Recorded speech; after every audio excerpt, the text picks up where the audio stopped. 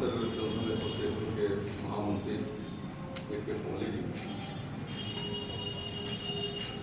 Association के प्रचार मंत्री मीडिया प्रभारी श्री भानु प्रताप जी, एशिया शाखा के अधिकारी शरण मिश्रा जी, एशिया शाखा के सभी पदाधिकारी आज की बैठक में भाग ले रहे सभी पेंशनर साथियों। आज हमसे पूर्व हमारे दो वक्ताओं ने दो अलग अलग विषयों पर अपने विचार रखे और दोनों वक्ताओं ने गैर महत्वपूर्ण बात रखे। और कोहली साहब ने इस बात रखा वसीयत के संबंध में, मतलब आज की परिप्रेक्ष्य में इसकी अति आवश्यकता है।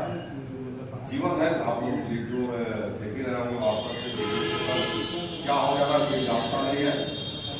तो वसीयत आजकल रजिस्टर्ड हो रहा है, जैसे जमीन की रजिस्ट्री होती है उसकी जरूरत नजर होते हैं चाहते हैं और उसको आप जरूर करवाइए।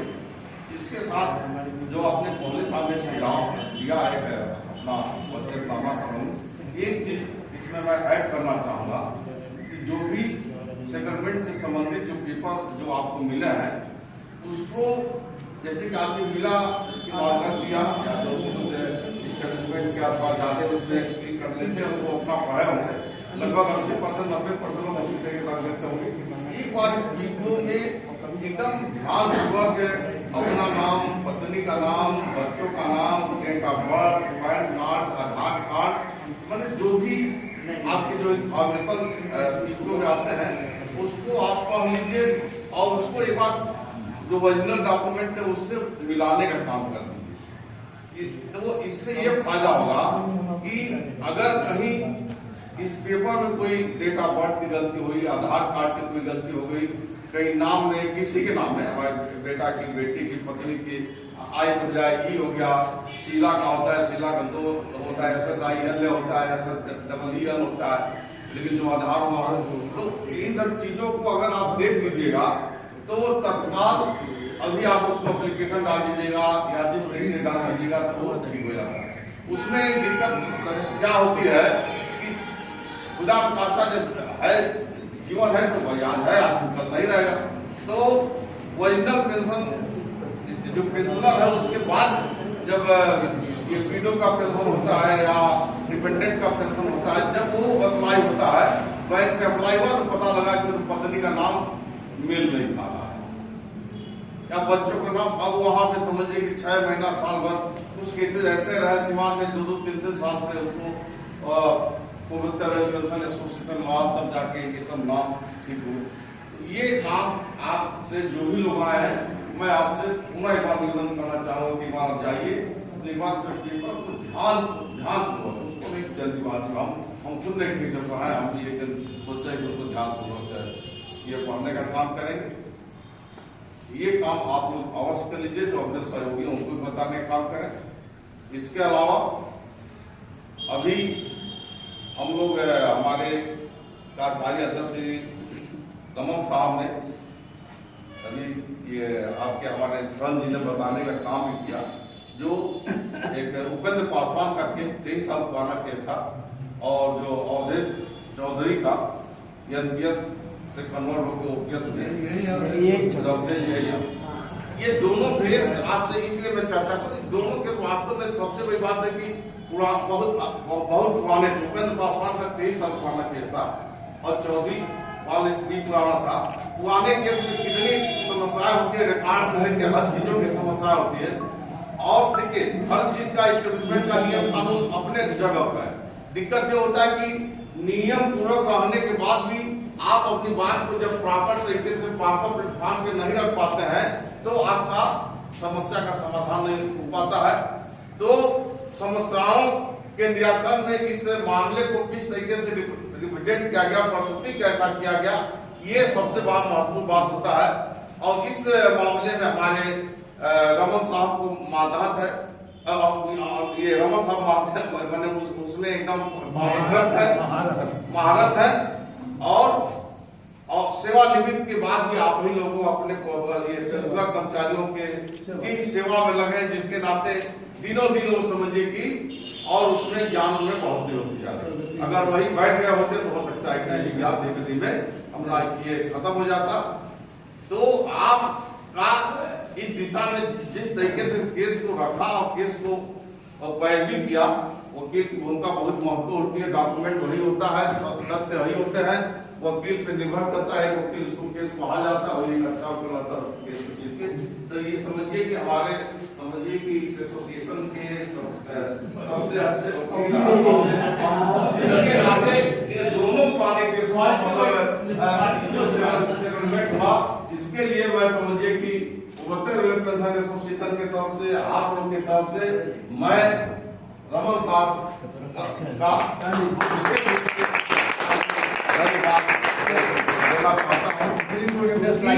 क्योंकि देखिए कोई भी कार्य करता है उसका डिसीजन होना चाहिए, ऐसा नहीं होता हो सकता है कुछ। इसके अलावा साहब जितनी जानकारी इनकी वजह से मिल रही है, जो प्रगति हो रही है, वो हम आप उतने उस नियम के जानकार नहीं, ना उसको प्रॉपर्ली प्लेस कर सकते हैं।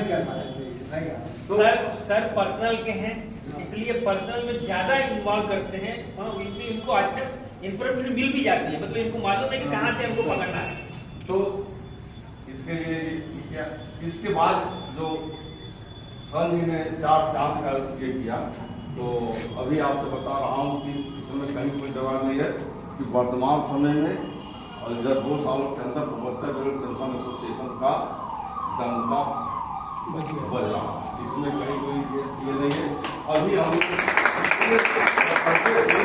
बस्ती में बैठक किया गया, मासिक बैठक थी, उद्घाटन नवंबर में हुआ था, लेकिन समझिए बस्ती ऐसे जगह पे आपसे बता रहा हूँ कि 60 लोग इस बैठक में, ये आपका समझिए कि आपकी एकता का और आपने जिस तरीकों से अपनी समस्याओं का निराकरण कर रहे हैं, इसका एक सबूत है कि बस्ती ऐसे जगह पे छपरा में लोग गए, छपरा में तो बहुत लोग जुटे थे। अभी देखिए शनिवार को परसों बदली शाखा का 21वां शाखा ना 21वां शाखा का उद्घाटन होना है।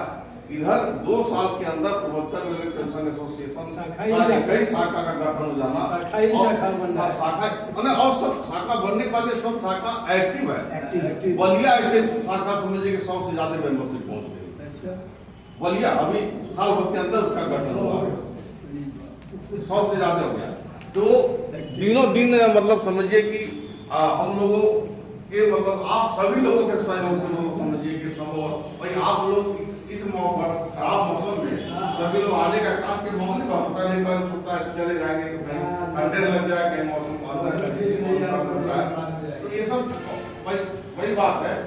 और आपने अपने जो सेंट्रल लीडरशिप के ऊपर विश्वास किया, ये भी बहुत बड़ी बात है।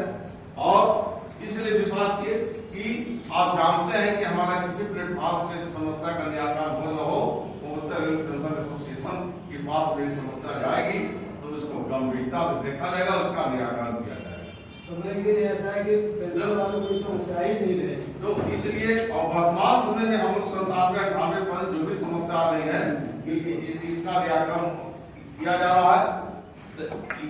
ये जो एकता हम लोग का है, जो हम लोग की जागरूकता है, इसको हम लोग बनाए रखें। और अंत में मैं केवल एक बात कहूंगा कि इसी आपकी मजबूती को और आपकी एकता को देखते हुए कुछ अब वर्किंग फेडरेशन, वर्किंग यूनियन भी अब चाह रहे हैं कि मतलब समझिए कि हमने वर्किंग कर्मचारियों की समस्याओं का निराकरण तो समय से किया नहीं, लेकिन अब उनको लगा कि बहुत बड़ी संख्या पेंशनर की हो गई है और उसमें हम घुसेंगे तो हमको अच्छा स्कोप मिलेगा, अच्छा हमारा मेंबरशिप मिलेगा, अच्छा ये होगा।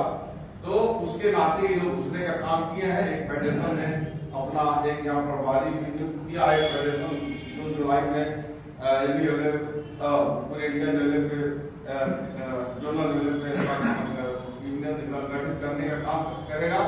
तो आप लोगों को ऐसे लोगों से भी सजग रहने की आवश्यकता है और अपनी एकता को जिस तरीके से है, इस एकता को कोई आपके बीच में कोई आवे भी तो बता दीजिए भैया हमको आपकी कोई आवश्यकता नहीं है, हम जिस तरीके से है हम बहुत और संगठित है। हमारे यहाँ किसी कोई दिक्कत नहीं है।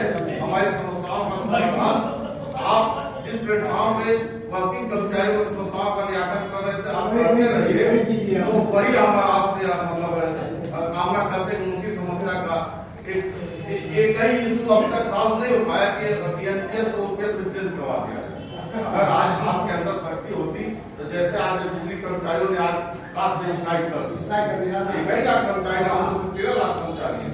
अभी आज 54 के बाद स्ट्राइक करने का काम करते बाद पैसा लेते होता है, लेकिन कोई स्ट्राइक होता है 74 में हुआ, बहुत लोग निकाले गए। हमारे पिता जैसे थे जो कि साल भर तक जो समझिए कि नौकरी से निकाले गए। लेकिन हर स्ट्राइक होता है, वो भी होता है कि उसके बाद सबका बहाली होता है साल भर, लेकिन उसका भी नतीजा निकलता हो और इससे लगता है कि कर्मचारी एकजुट है। तो एक बार आप मांगों को डिफ्यूज करने में गवर्नमेंट को सोचना पड़ता है। ये अब गवर्नमेंट जान रही कि आप केवल हमको इधर बमकी दे रहे हैं, आप कुछ करेंगे नहीं, क्योंकि इतनी सुविधाएं हमने देकर रख दिया है कि आप उसको सुविधाओं को इग्नोर नहीं करते। जिस दिन आप स्ट्राइक का नोटिस दीजिएगा, जितने आपके टेलीफोन आपके सब जितने काम सब खाली करवा लेंगे, आप रोड पे आ जाएंगे, आप कुछ नहीं कर पाए। तो जान है कि आप नहीं कुछ कर सकते हैं, बुलिंग कर रहे हैं। हाँ, और लेकिन अब हमारे भाई ठीक है, आप अपना करते रहे, हमको इससे कोई दिक्कत नहीं है। आप अपना, हम अपने जो पेंशनर साथियों के वेलफेयर के जो हम काम कर रहे हैं उनको हमको करने दीजिए। हमको आपसे भी कोई शिकायत नहीं, आपसे भी होती है, कोई आवश्यकता होती है तो हम आपको ही बुला लेते हैं। हमारा इसमें कोई भेदभाव नहीं है। तो इसलिए आप लोगों को भविष्य के लिए भी ऐसी स्थिति आए तो आप लोग सजग होने का काम करें। इन्हीं बातों के साथ मैं अपनी बात को समाप्त करता हूं और आप सभी लोगों से मैं 5 मिनट के बाद निकलने का काम करूंगा। जब बैठक है 5 बजे से, तो मैं आप लोगों को साहब मैं ये कहना चाहता हूँ